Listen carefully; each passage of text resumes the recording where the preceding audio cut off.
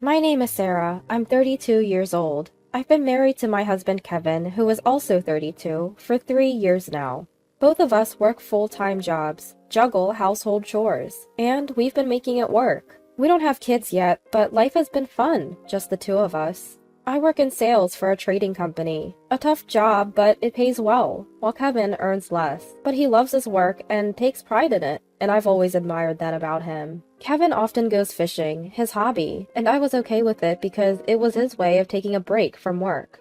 We keep our finances separate. Aside from splitting the rent, I cover all other living expenses. It's never bothered me. I didn't have hobbies like Kevin, and I enjoyed watching him have fun. I save up more, and I felt it was okay for me to support him financially. That's how I genuinely felt. If there was one thing that bothered me about Kevin, it was his family, especially his mother-in-law. We live close to them, and because mother-in-law has trouble walking, Kevin often visited. I didn't mind it much, and I'd accompany him whenever I could. Today, on our rare day off, we brought a gift and visited mother-in-law.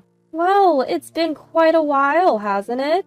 Sorry we've been away. Mother-in-law sighed, seemingly annoyed. It's only been 2 weeks since we last visited. Kevin went alone last week because I had to work on my day off. You may be busy with work, but you're also a wife, you know. Yes.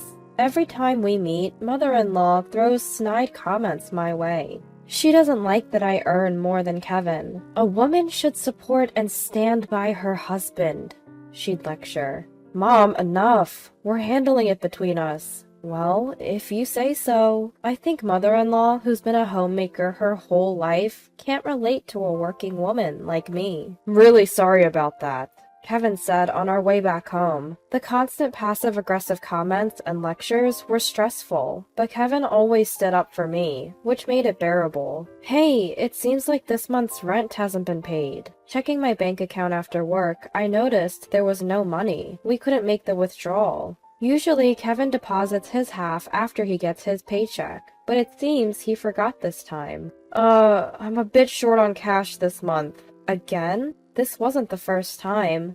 Sometimes he'd buy something and not have enough to cover his half of the rent. Annoyed, I let out a sigh, and Kevin chuckled nervously.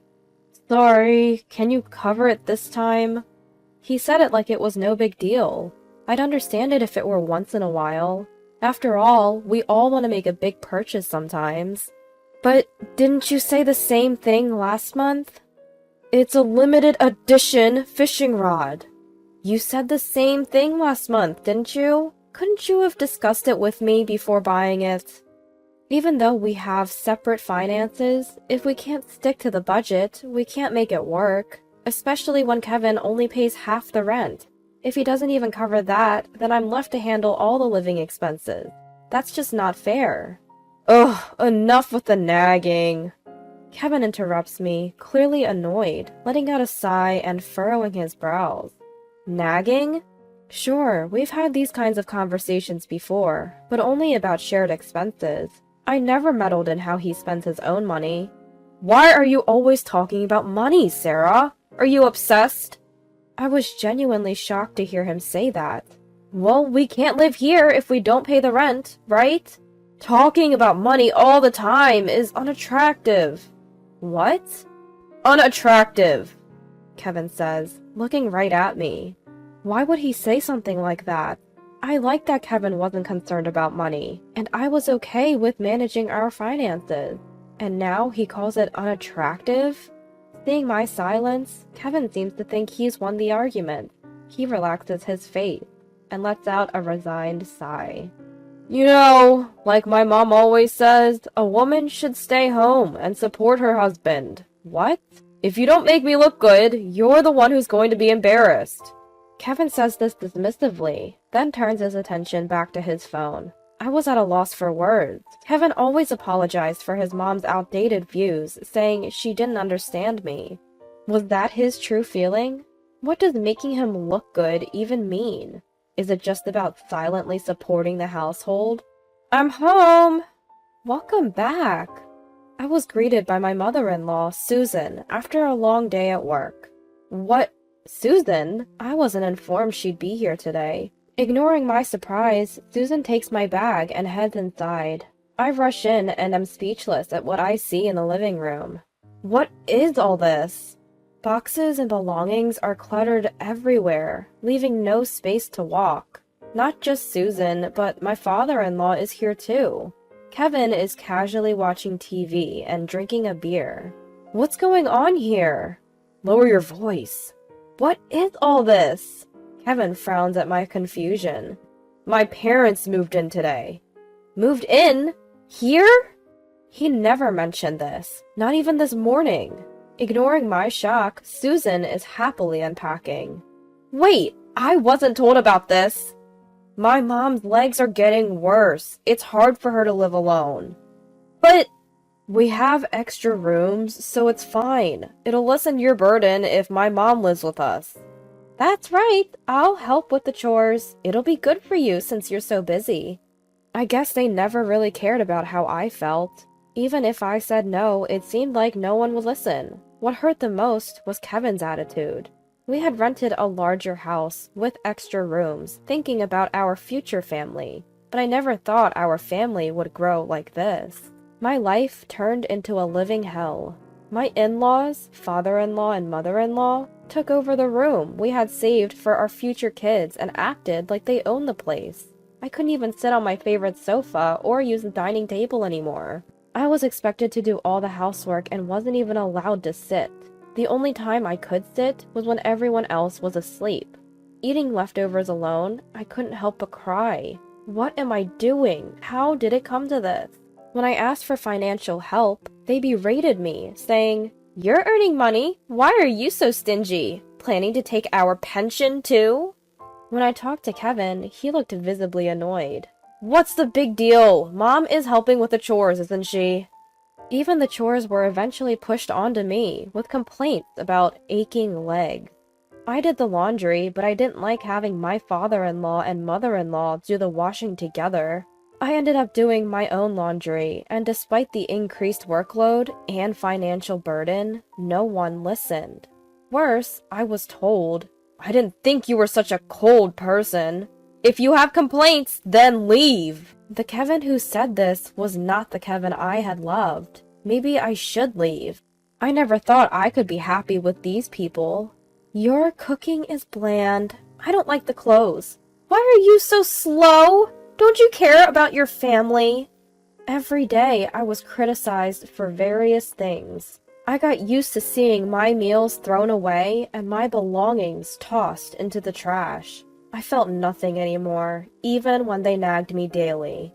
About this month's living expenses. You're still talking about that? You earn well, it's fine.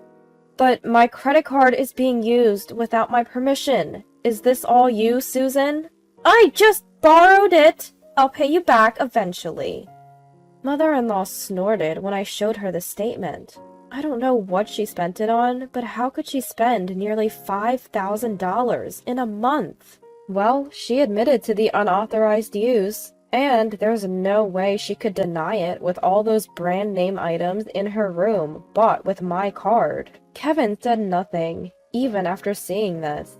He stopped doing the chores we used to share and wouldn't even look at me, but I won't let this go on any longer. That's enough. The next day, after hearing that from my lawyer, I took a day off from work and left the house, only to return with a truck. What about work? Mother-in-law, who was home alone, asked curiously. She widened her eyes when she saw me and the people behind me. Sorry, Susan. It might get a bit noisy. What? Who are these people? Please, go ahead. Ignoring mother-in-law, I nodded to the 3 burly men behind me. I led them to my room, bypassing a stunned mother-in-law. Please move everything out of this room. Understood. I watched the movers efficiently pack and carry out my belongings, feeling a sense of relief. Who knew it could be so quick once you make up your mind to leave? Hey, what do you think you're doing? You can't just do this without my permission! My mother-in-law snapped back to reality and started yelling. Ignoring her, she began to make a phone call. Maybe she's calling Kevin, or my father-in-law, or both. I don't really care.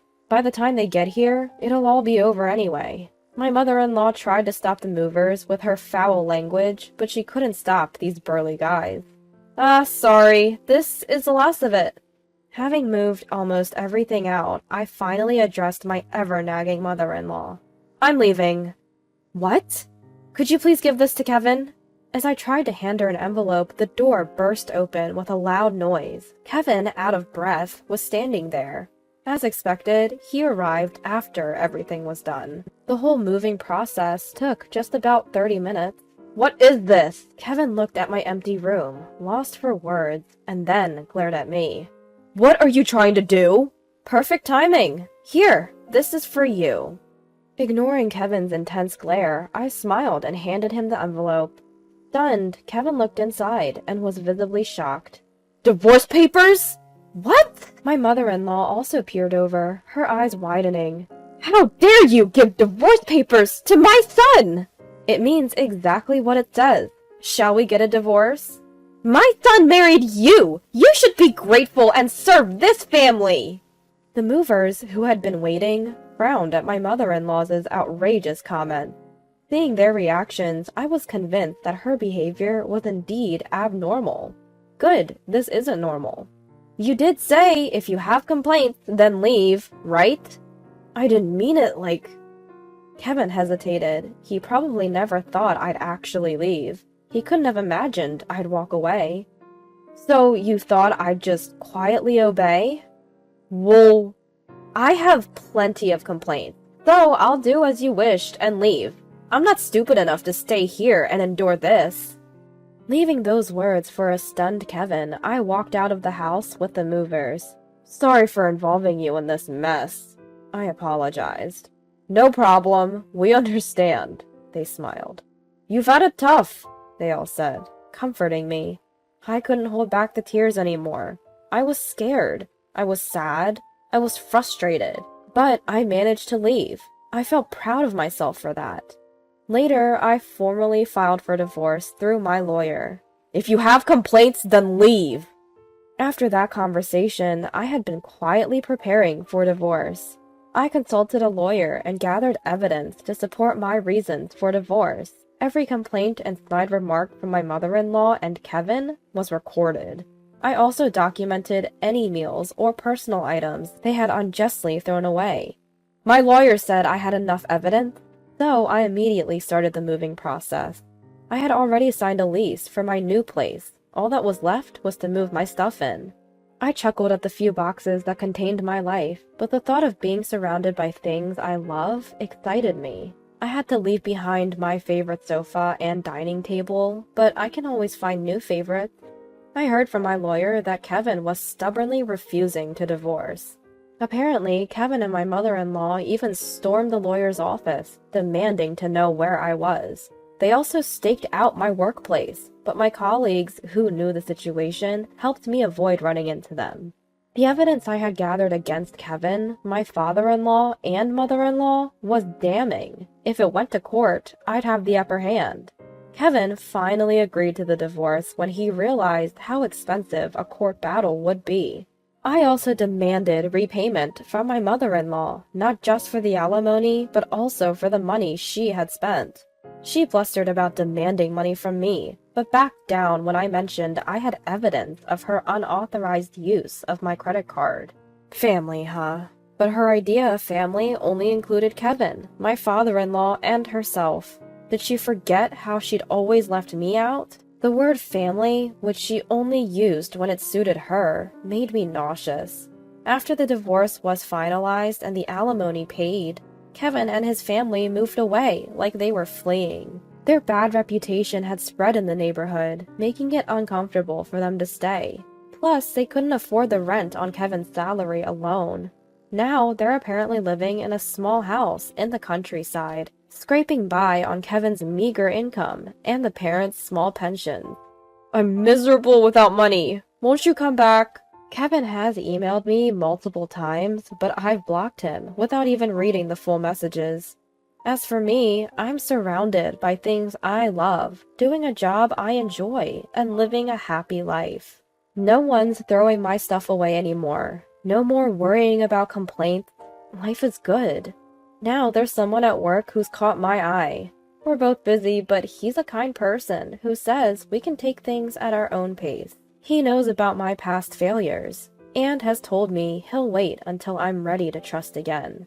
We both want a life where we're independent but supportive of each other. That's the life I plan to live with him from now on.